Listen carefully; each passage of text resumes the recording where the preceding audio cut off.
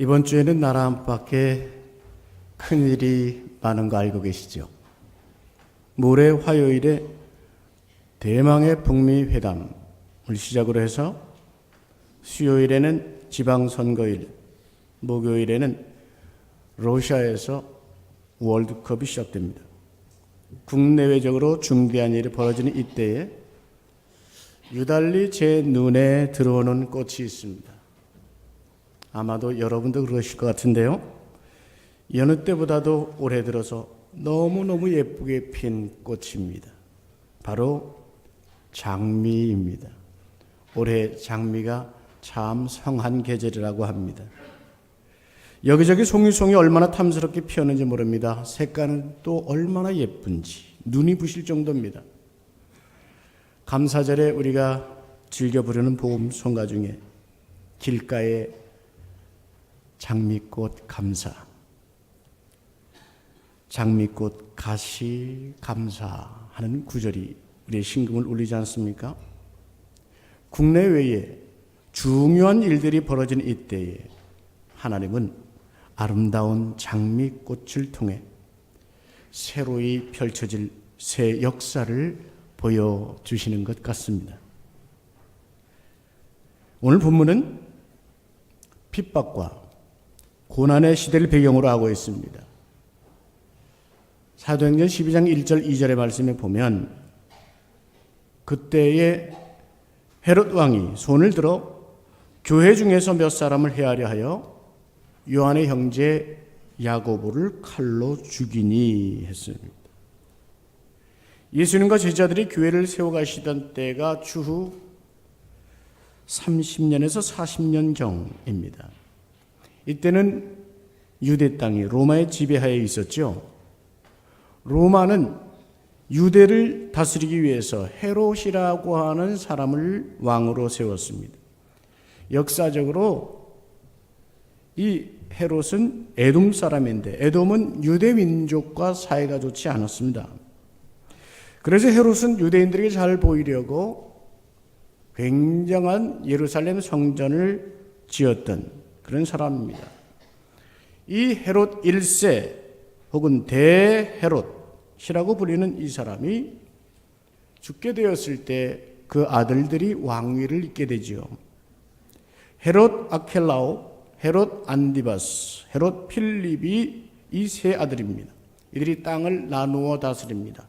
나누어 다스린다고 해서 분봉왕이라고 불렀는데 맏아들 헤롯 아켈라오가 유대를 다스렸습니다. 헤롯 안디바스는 주님이 주로 활동하시던 갈릴리를 다스렸습니다. 그런데 이 아켈라오가 너무 무자비하고 악랄했기 때문에 로마 황제 아우구스투스가 아켈라오를 파면시켰습니다. 대신에 총독을 파송하죠. 그가 우리가 잘 아는 빌라도입니다. 그래서 총독 빌라도는 유대를 다스리고 헤롯 안디바스가 갈릴리를 다스리면서 서로 견제하며 지내게 되는 것이죠. 이 두 사람이 바로 우리 주님을 재판하였던 사람들입니다. 세월이 흘러서 주님이 승천하신 지 약 10년 정도가 지났습니다. 헤롯 아그리빠라는 왕이 유대를 다스리게 되는데 이 사람이 헤롯 1세 혹은 대헤롯의 손자입니다. 그리고 악랄했다는 왕 아켈라오의 아들입니다. 그가 아버지를 닮았는지 잔인하게 교회를 공격합니다. 요한의 형제 야고보를 칼로 죽였다고 했습니다. 이때가 바로 그 배경입니다. 3절에서 보면 유대인들이 이 일을 기뻐했다고 했습니다. 여러분 영어 속담에 enemy's enemy is my friend 라는 말이 있습니다. 내 적의 적은 내 친구다 이런 말입니다. 유대인들 입장에서는 예수와 그 잔당들이 가뜩이나 골칫거리였으니 헤롯의 이 조치를 좋아했을 것입니다. 유대인의 민심을 사해했던 헤롯의 입장에서는 이제 야고보를 죽여서 유대인들이 좋아하는 것을 보니 사도 베드로도 없애려고 합니다. 그래서 베드로를 체포해서 감옥에 가둡니다. 때가 6월절이었기 때문에 사형을 할 수 없으니 내일 끌어내어 처형을 하려고 지금 감옥에 가둔 상태입니다. 당시 보통 죄수는 쇠사슬로 수갑을 채우고 그리고 군인 한 명이 이 죄수를 지키도록 했습니다. 그런데 베드로는 오늘 보면 4인 4조로 지키게 했습니다. 손목에는 쇠사슬로 수갑을 채웠습니다. 왼쪽 오른쪽에 군인 한 명씩 베드로를 지키고 있습니다.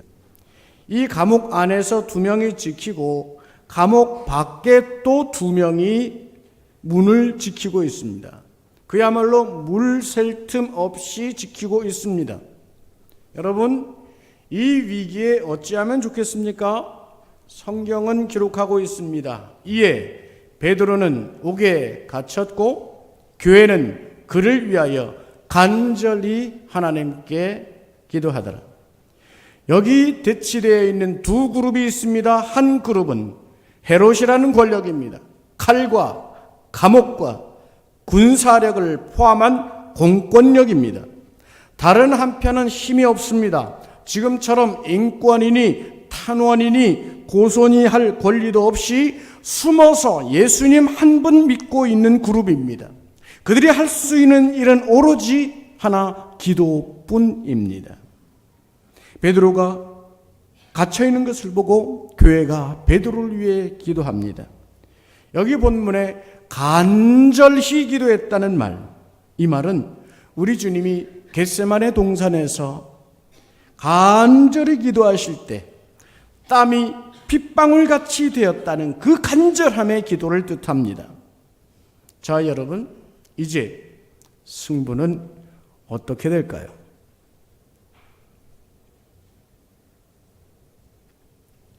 놀라운 일이 벌어집니다. 성경 본문으로 들어가서 한번 읽어보십니다. 7절에서 10절, 7절에서 10절 스크린에도 있습니다. 함께 읽어보십니다. 시작. 호련히 주의 사자가 나타나며 옥중에 광채가 빛나며 또 베드로의 옆구리를 쳐 깨워 이르되 급히 일어나라 하니 쇠사슬이 그 손에서 벗어지더라. 천사가 이르되 띠를 띠고 신을 신으라 하거늘 베드로가 그대로 하니 천사가 또 이르되 겉옷을 입고 따라오라 한데 베드로가 나와서 따라갈새 천사가 하는 것이 생시인 줄 알지 못하고 환상을 보는가 하니라. 이에 첫째와 둘째 파수를 지나 시내로 통한 쇠문에 이르니 문이 저절로 열리는지 나와서 한 거리를 지나매 천사가 곧 떠났다. 그야말로 베드로는 생시인지 환상인지 실제인지 모르는 비몽사몽간에 천사가 와서 감옥에서 데리고 나갔습니다. 양옆에 있던 첫째 파수 2 군인도 모르고 바깥에서 있던 둘째 파수 2 군인도 모르게 그 감옥을 빠져나왔습니다. 천사가 떠나고 나서야 베드로가 제정신이 들었습니다. 하나님의 손길이 그를 구한 것을 깨달았다고 했습니다.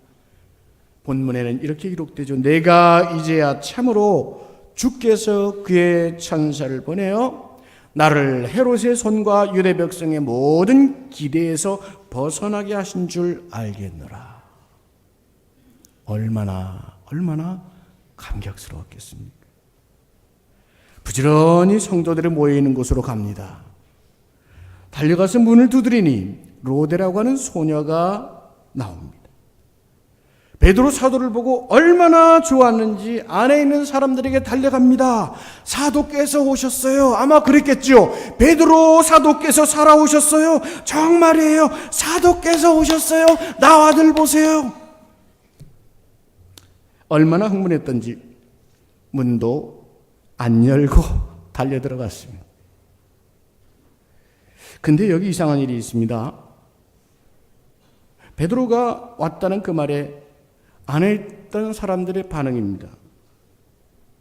내가 미쳤구나. 감옥에 있는 사람이 어떻게 여길 오냐. 정말이에요. 사도 베드로가 오셨어요. 대문 앞에 있어요. 천사를 잘못 본 거 아니냐. 베드로가 밖에서 문을 계속 두드리자 그제서야 사람들이 대문을 열고 베드로를 맞으며 놀라움을 금치 못했습니다. 베드로가 조용하라 할 정도로 사람들의 놀라는 소리가 컸습니다. 여러분, 기도하면서 기도의 결과를 믿지 않는 사람들이 있습니다. 기도는 하면서 마치 벽에 대고 기도하는 것처럼 여기는 분들이 있습니다. 그래서 아예 기도를 포기하는 사람들이 있습니다. 주님이 누가복음 17장 6절에 하신 말씀, 너희에게 겨자씨 한 알만한 믿음이 있었다라면 이 뽕나무더러 뿌리가 뽑혀 바다에 심기어라 하였을 것이요 그것이 너희에게 순종하였으리라 하신 뜻이 무엇일까요? 살아계신 하나님을 믿고 우리의 기도를 들으시는 하나님을 믿고 그 기도의 열매도 반드시 있음을 믿는 그 믿음을 말씀하시는 것 아니겠습니까? 시편 94편에는 제가 참 아끼는 구절 한 절이 있습니다. 큐티를 하면서 귀히 깨닫고 가슴에 붙잡은 말씀입니다. 94편 9절 말씀 다 같이 한번 읽어보실까요? 함께 하십시다. 귀를 지으시니가 듣지 아니하시리라. 눈을 만드시니가 보지 아니하시리라. 아멘. 여러분 생각해 보세요. 하나님이 귀를 만드셨다는 것은, 하나님이 우리에게 귀를 주셨다는 것은 들음이라고 하는 필요를 아시는 분이라는 것 아니겠습니까? 들으시는 분이라는 것 아니겠습니까?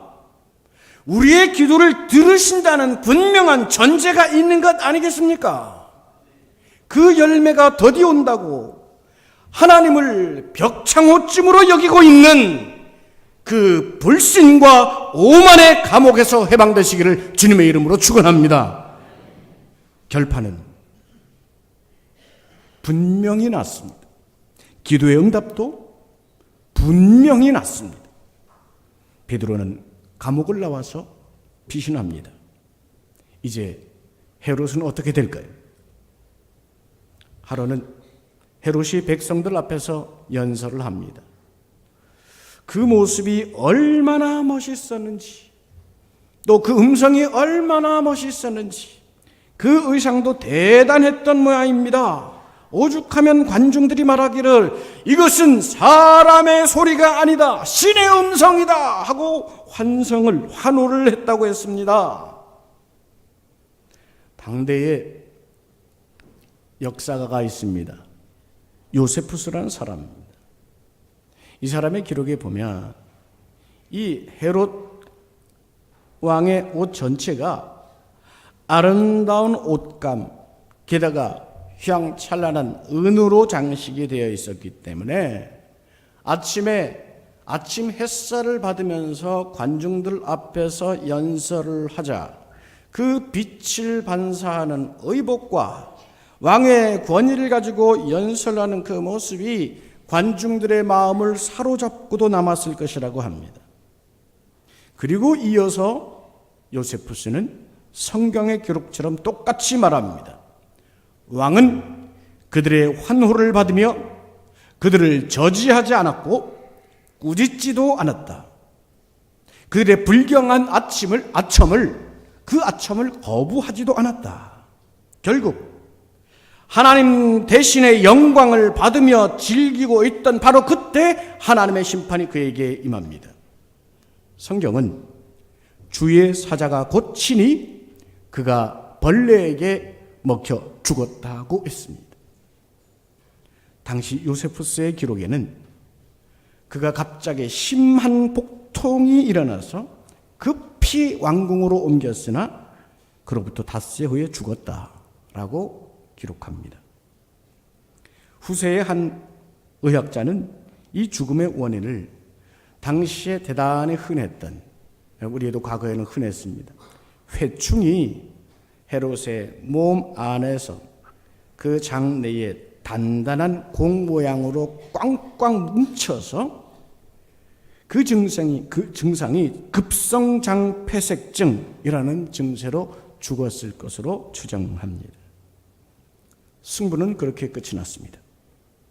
무기력해 보이는 기도의 사람들이 모인 교회, 힘과 언변과 멋과 왕위의 권력을 지녔던 이 권력자의 승부는 그렇게 마무리됩니다. 여러분, 이것은 성경과 역사가 우리에게 가르쳐주는 진리입니다.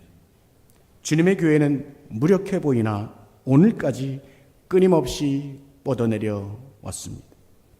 힘과 위용을 자랑하며 교만한 입술을 가지고 자신의 영광을 자랑하던 권력자들은 무너져 내렸습니다. 시편의 기자는 1편에서 말합니다. 악인은 오직 바람에 나는 겨와 같도다.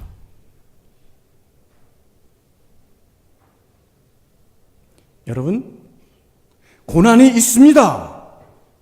귀한 사도 야고보가 죽었습니다. 야고보의 형제 요한은 그때 반모손으로 추방되었습니다. 고난은 외부적인 고통, 두려움과 고통을 주는 것도 있지만 내면의 고통에서 더 클 때가 있습니다. 어떤 사람들은 이때 질문할 것입니다. 한참 일할 만한 사람을 데려가시는 이유가 뭡니까?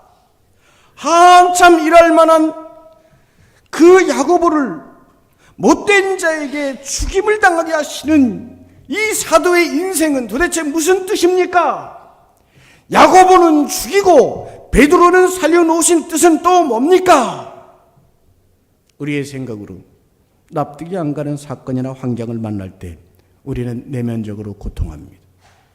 그때 정말 하나님께 대들고 싶을 때가 있습니다. 사랑하는 여러분, 그때 하나님은 여러분을 사랑하십니다. 바로 그때 정말 하나님은 여러분을 사랑하고 계십니다. 사랑하셔서 그 고난의 시간도 주십니다. 그리고 분명한 것은 반드시 그 고난의 시간 속에서 새 꽃을 피우게 하십니다. 올해 저 눈부시게 피어오르는 장미들처럼 고통의 시간 속에서 여러분 인생의 정원마다 피어오르게 하시는 새 꽃들이 있습니다. 증거를 보여달라 하시면 오늘 말씀을 들려드립니다. 첫째, 기적의 현장을 보여주십니다. 베드로는 지난번에도 이런 기적 경험이 있었습니다. 사도행전 5장에 요한과 함께 예수님의 부활을 전하다가 대제사장의 옥에 갇혔습니다. 그때 주님의 사자가 옥문을 열고 끌어내 주신 사건이 있었습니다. 오늘도 주님의 사자가 그 삼엄한 감옥에서 베드로를 깨워 감옥을 빠져나오게 하신 기적을 주십니다. 우리 중에 누군가 야고보는 왜 안 살려주세요? 라고 묻고 싶으시다면 우리 주님의 말씀을 기억하십시다. 마가복음 10장에는 야고보와 요한이 주님께 부탁하는 장면이 있습니다. 주님 영광이 임하시는 날 우리 형제 중 하나는 주의 우편에 하나는 주의 좌편에 앉게 해주십시오.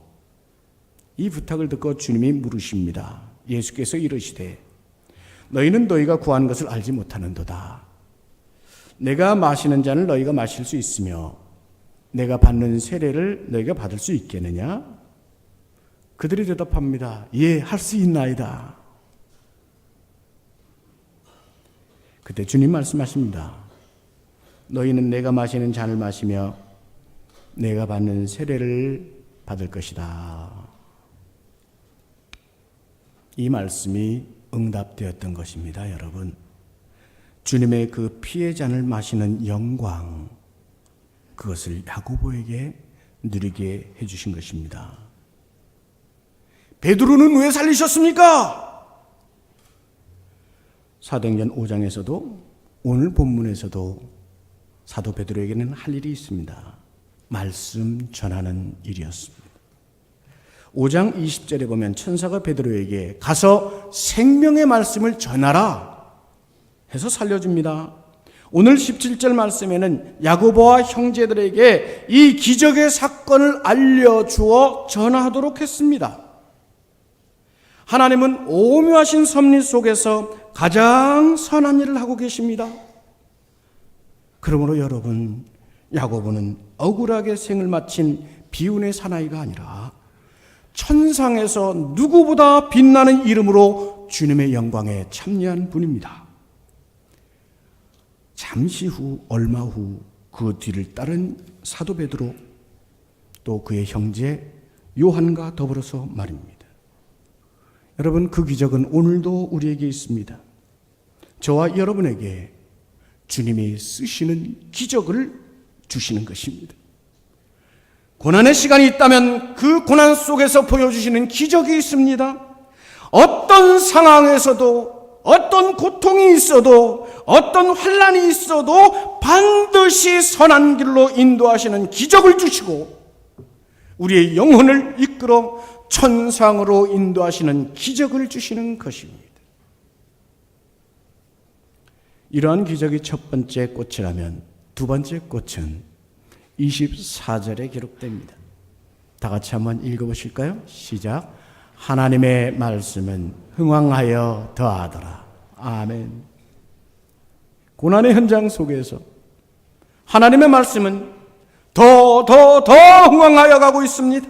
주인공은 누굽니까? 성령님입니다. 성령님의 바람은 이렇게 고난의 역사 속에서도 끊임없이, 아니 더욱 세차게 불며 말씀이 퍼져나가는 새 꽃을 피우고 계시는 것입니다.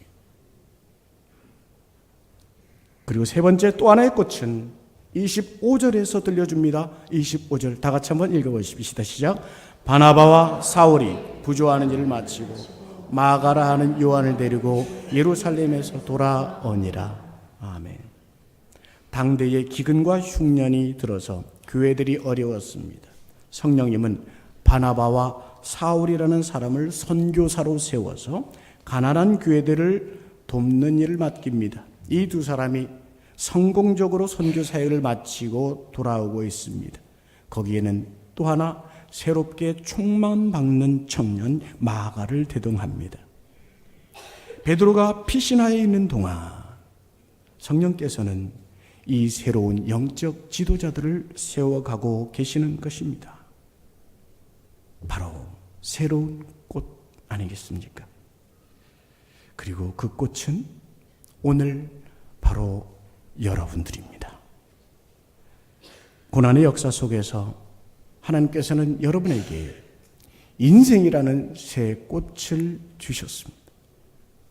피해의 역사, 순교의 역사, 참으로 내 외적 고난의 역사 속에서 하나님께서는 오늘 여러분을 새 꽃으로 피워주신 것입니다. 말씀 마치겠습니다. 사도행전에는 사도가 감옥에 갇힌 두 사건이 있습니다. 나중 16장에 바울과 오늘 본문의 베드로입니다. 사도 바울은 감옥에 갇혔을 때 찬송을 불렀습니다. 오늘 베드로는 감옥에 갇혔을 때 자고 있었습니다. 천사가 와서 옆구리를 쳐서 깨울 정도로 깊이 잠들어 있었습니다. 여러분, 이것을 평안이라 합니다. 여러분, 이것을 믿음이라 합니다. 내일 끌려나가 야고보처럼 죽임을 당한다 해도 오늘 내 마음은 평안합니다. 내일 일은 내일이 염려할 것이다. 하나님이 쓰신다면 살 것이요, 데려가신다면 가는 것이다. 성령님이 주시는 마음입니다. 가면 천국입니다. 남아 있으면 사명이 남은 것입니다. 그러므로 여러분, 어떤 고난이 있어도 그 고난이 여러분의 몸을 상하게 하는 외부적 고난이든, 그 고난이 여러분의 내면 속에 고통을 주고 있는 고난이든, 주님의 평안이 여러분을 지배하심으로 고난의 감옥에 매인 자가 아니라 해방의 역사를 체험하며 나누는 여러분 되시기를 주님의 이름으로 축원합니다. 기도하십시다. 사랑의 주님, 혼란스러운 세상의 파도 속에서 저희를 지키심을 감사합니다. 고난 중에서 새 꽃을 피우시는 성령님의 손길을 말씀 속에서 봅니다. 이제 이 말씀이 저희에게 응하여 주셔서 저희 가정마다 혹은 우리 개인마다 혹은 우리 교회에 고난의 시간이 있었다면 그곳에서 새 꽃을 피우시는 주님의 꽃을 바라보게 하여 주시옵소서. 영원한 소망이신 주님께서 온전하신 사랑으로 저희를 인도하시고 오늘도 주님의 평안으로 저희와 우리 가정, 저희 교회를 지켜 주시옵소서. 저희를 가장 선한 길로 인도하시는 예수님의 이름으로 기도하옵나이다. 아멘.